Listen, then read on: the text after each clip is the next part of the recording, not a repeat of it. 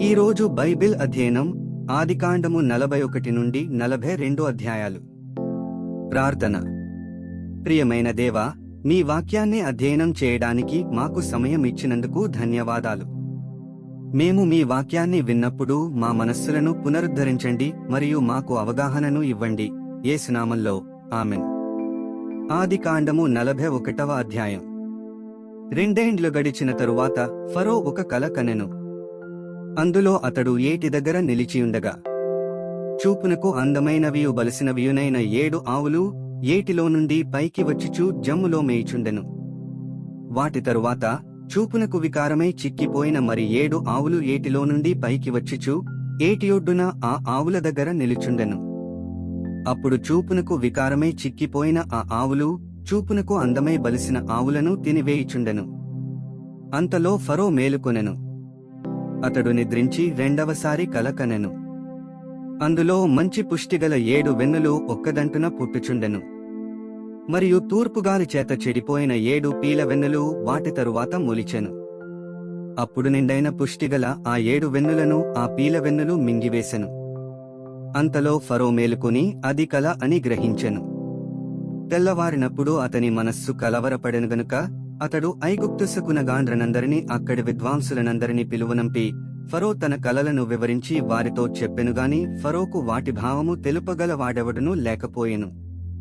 అప్పుడు పానదాయకులధిపతి, నేడు నా తప్పిదములను జ్ఞాపకము చేసుకొనుచున్నాను. ఫరో తన దాసుల మీద కోపగించి నన్నును భక్ష్యకారులధిపతిని మా ఉభయులను రాజసంరక్షక సేనాధిపతి ఇంట కావలిలో ఉంచెను. ఒక రాత్రి నేను అతడు మేమిద్దరము కలలు కంటిమి. ఒక్కొక్కడు వేరువేరు భావములు గల కలలు చెరి ఒకటి కంటిమి. అక్కడ రాజసంరక్షక సేనాధిపతికి దాసుడయుండిన యొక్క హెబ్రీపడుచువాడు మాతో కూడా ఉండెను. అతనితో మా కలలను మేము వివరించి చెప్పినప్పుడు అతడు వాటి భావమును మాకు తెలిపెను. ఒక్కొక్కని కల చొప్పున దాని భావమును తెలిపెను. అతడు మాకు ఏ భావము తెలిపెనో ఆయా భావముల చొప్పున జరిగెను. నా ఉద్యోగము నాకు మరల ఇప్పించి భక్ష్యకారుని వ్రేలాడదీయించనని ఫరోతో చెప్పగా ఫరో యోసేపును పిలువనంపెను. కాబట్టి చెరసాలలో నుండి అతని త్వరగా రప్పించిరి. అతడు క్షౌరము చేయించుకుని మంచి బట్టలు కట్టుకుని ఫరో యొద్దకు వచ్చెను. ఫరో యోసేపుతో, నేనొక కల కంటిని. దాని భావమును తెలుపగల వారెవరునూ లేరు. నీవు కలను విన్న ఎడల దాని భావమును తెలుపగలవని నిన్ను గూర్చి వింటినని అతనితో చెప్పినందుకు యోసేపు, నా వలన కాదు, దేవుడే ఫరోకు క్షేమకరమైన ఉత్తరమిచ్చునని ఫరోతో చెప్పెను. అందుకు ఫరో, నా కలలో నేను ఏటియొడ్డున నిలుచుంటిని. బలిసినవియు చూపున కందమైనవియునైన 7 ఆవులు ఏటిలో నుండి పైకి వచ్చి జమ్ములో మేయుచుండెను. మరియు నీరసమై బహువికార రూపము కలిగి చిక్కిపోయిన మరి 7 ఆవులు వాటి తరువాత పైకి వచ్చెను. వీటి అంత వికారమైనవి ఐగుప్తుదేశమందు ఎక్కడనూ నాకు కనబడలేదు. చిక్కిపోయి వికారముగానున్న ఆవులు బలిసిన మొదటి 7 ఆవులను తినివేశెను. అవి వాటి కడుపులో పడెనుగాని అవి కడుపులో పడినట్టు కనబడలేదు. మొదటుండినట్లే అవి చూపునకు వికారముగానుండెను. అంతలో నేను మేలుకొంటిని. మరియు నా కలలో నేను చూడగా పుష్టిగల 7 మంచి వెన్నులు ఒక్కదంటన పుట్టెను. మరియు తూర్పుగాలి చేత చెడిపోయి ఎండిన 7 పీల వెన్నులు వాటి తరువాత మొలిచెను. ఈ పీల వెన్నులు ఆ మంచి వెన్నులను మింగివేశెను. ఈ కలను జ్ఞానులకు తెలియచెప్పితినిగాని దాని భావమును తెలుపగల వారెవరునూ లేరని అతనితో చెప్పెను. అందుకు యోసేపు, ఫరోకనిన కల ఒక్కటే. దేవుడు తాను చేయబోవుచున్నది ఫరోకు తెలియచేసెను. ఆ 7 మంచి ఆవులు 7 సంవత్సరములు, ఆ 7 మంచి వెన్నులను 7 సంవత్సరములు. కల ఒక్కటే. వాటి తరువాత చిక్కిపోయి వికారమై పైకి వచ్చిన 7 ఆవులను 7 సంవత్సరములు, తూర్పు గాలిచేత చెడిపోయిన 7 పీల వెన్నులు కరవుగల 7 సంవత్సరములు. నేను ఫరోతో చెప్పు మాట ఇదే. దేవుడు తాను చేయబోవుచున్నది ఫరోకు చూపించెను. ఇదిగో, ఐగుప్తు దేశమందంతటను బహుసమృద్ధిగా పంట పండు 7 సంవత్సరములు వచ్చిచున్నవి. మరియు కరువుగల 7 సంవత్సరములు వాటి తరువాత వచ్చును. అప్పుడు ఐగుప్తు దేశమందు ఆ పంట సమృద్ధి యావత్తును మరువబడును, ఆ కరువు దేశమును పాడుచేయును. దాని తరువాత కలుగు కరవు చేత దేశమందు ఆ పంట సమృద్ధి తెలియబడకపోవును, ఆ కరవు మిక్కిలి భారముగానుండును. ఈ కార్యము దేవుని వలన నిర్ణయింపబడియున్నది. ఇది దేవుడు శీఘ్రముగా జరిగించును. అందుచేతనే ఆ కల ఫరోకు రెట్టింపబడెను. కాబట్టి ఫరో వివేక జ్ఞానములు గల ఒక మనుష్యుని చూచుకుని ఐగుప్తు దేశము మీద అతని నియమింపవలెను. ఫరో అట్లు చేసి ఈ దేశముపైన అధిపతులను నియమించి సమృద్ధిగా పంట పండు 7 సంవత్సరములలో ఐగుప్తు దేశమందంతటను 5వ భాగము తీసుకొనవలెను. రాబోవు ఈ మంచి సంవత్సరములలో దొరుకు ఆహారమంతయు సమకూర్చి ఆ ధాన్యము ఫరో చేతికప్పగించి ఆయా పట్టణములలో ఆహారమునకై భద్రమ చేయవలెను. కరువు చేత ఈ దేశము నశించిపోకుండా ఆ ఆహారము ఐగుప్తు దేశములో రాబోవు కరువు సంవత్సరములు 7 ఈ దేశమందు సంగ్రహముగానుండునని ఫరోతో చెప్పెను. ఆ మాట ఫరో దృష్టికిని అతని సమస్త సేవకుల దృష్టికిని యుక్తమైయుండెను గనుక అతడు తన సేవకులను చూచి, ఇతనివలే దేవుని ఆత్మగల మనుష్యుని కనుగొనగలమా అనియనెను.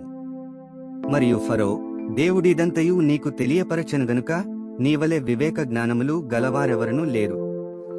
నీవు నా ఇంటికి అధికారివైయుండవలెను, నా ప్రజలందరూ నీకు విధేయులయ్యుందురు. సింహాసన విషయములో మాత్రమే నేను నీకంటే పైవాడనయ్యుందునని యోసేపుతో చెప్పెను.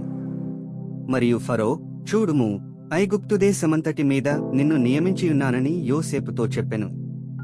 మరియు ఫరో తన చేతినున్న తన ఉంగరము తీసి యోసేపు చేతిని పెట్టి సన్నపునార బట్టలు అతనికి తొడిగించి అతని మెడకు బంగారు గొలుసు వేసి తన 2వ రథము మీద అతని నెక్కించెను. అప్పుడు వందనము చేయుడని అతని ముందర జనులు కేకలు వేసిరి. అట్లు ఐగుప్తు దేశమంతటి మీద అతని నియమించెను.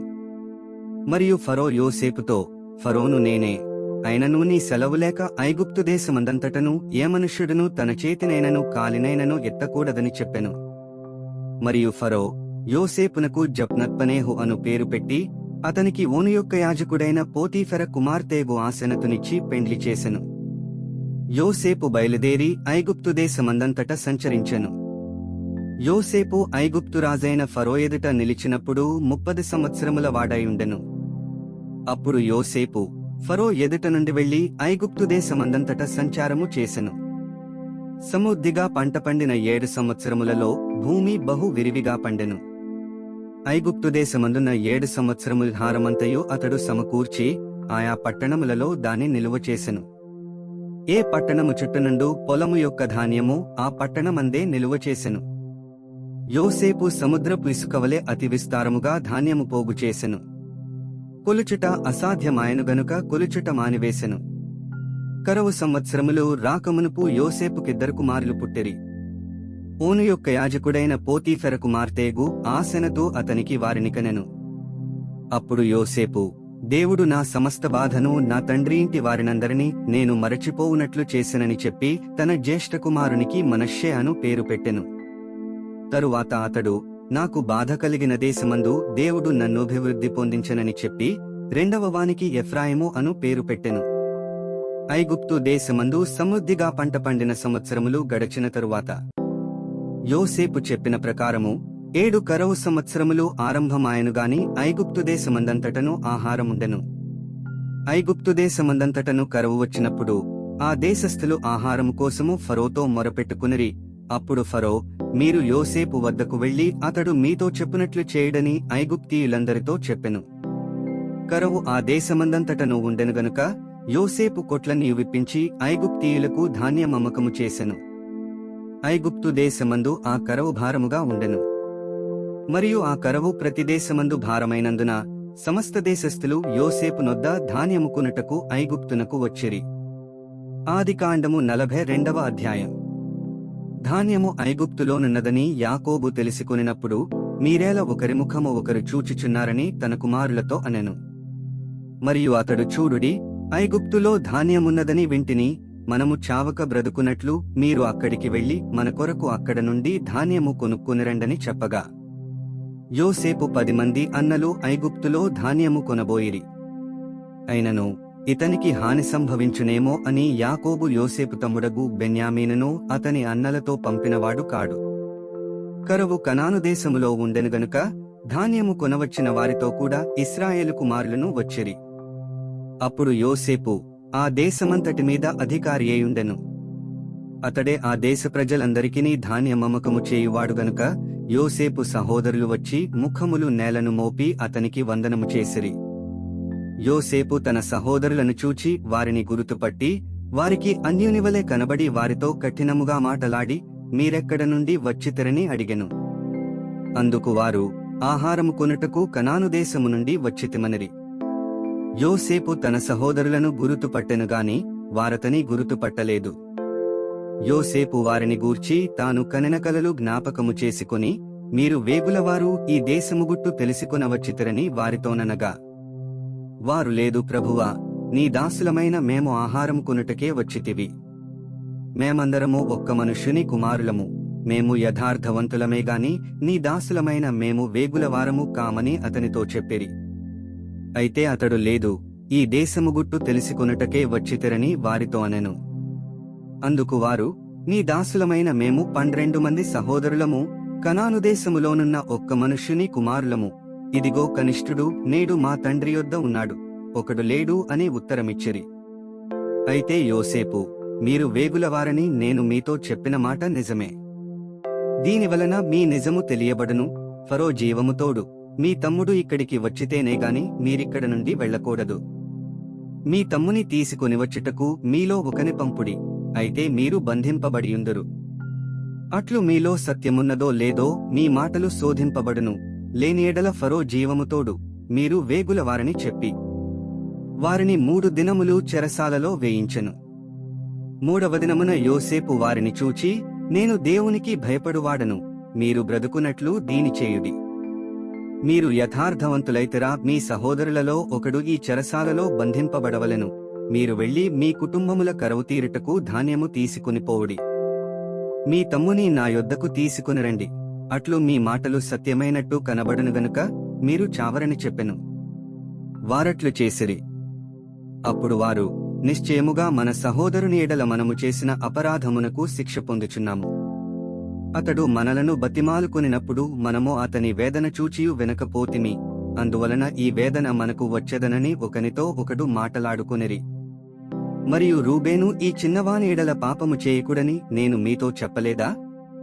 అయినను మీరు వినరైతిరి గనుక అతని రక్తాపరాధము మనమీద మోపబడుచున్నదని వారికుత్తరమిచ్చెను. అయితే ద్విభాషి వారి మధ్య నుండెను గనుక తన మాట యోసేపు గ్రహించెనని వారు తెలిసికొనలేదు. అతడు వారి యొద్ద నుండి అవతలకు పోయి ఏడ్చి మరల వారి యొద్దకు వచ్చి వారితో మాటలాడి వారిలో షిమ్యోనును పట్టుకుని వారి కన్నుల అతని బంధించెను. మరియు యోసేపు వారి గోనెలను ధాన్యముతో నింపుటకును ఎవరి రూకలు వారి గోనెలో తిరిగి ఉంచుటకును ప్రయాణము కొరకు భోజన పదార్థములు వారికిచ్చుటకును ఆజ్ఞ ఇచ్చెను. అతడు వారి ఎడల నెట్లు జరిగించెను. వారు తాము కొనిన ధాన్యమును తమ గాడిదల మీద ఎక్కించుకుని అక్కడ నుండి వెళ్లిపోయిరి. అయితే వారు దిగిన చోట ఒకడు తన గాడిదకు మేత పెట్టుటకై తన గోనె విప్పినప్పుడు అతని రూకలు కనబడెను, అవి అతని గోనె మూతిలో ఉండెను. అప్పుడతడు, నా రూకలు తిరిగి ఇచ్చివేసినారు, ఇదిగో ఇవి నా గోనెలోనే ఉన్నవని తన సహోదరులతో చెప్పెను. అంతట వారు గుండె చెదిరిపోయిన వారే జడిసి, ఇదేమిటి? దేవుడు మనకిట్లు చేసెనని ఒకనితో ఒకడు చెప్పుకునిరి. వారు కనాను దేశమందున్న తమ తండ్రి అయిన యాకోబునొద్దకు వచ్చి తమకు సంభవించినది యావత్తును అతనికి తెలియచేసిరి. ఎట్లనగా, ఆ దేశమునకు ప్రభువైన వాడు మాతో కఠినముగా మాటలాడి మేము ఆ దేశమును వేగుచూడవచ్చిన వారమని అనుకొనెను. అప్పుడు మేము యథార్థవంతులము, వేగులవారము కాము. 12 మంది సహోదరులము, ఒక్క తండ్రి కుమారులము, ఒకడు లేడు. మా తమ్ముడు నేడు కనాను దేశమందు మా తండ్రి యొద్ద ఉన్నాడని అతనితో చెప్పితివి.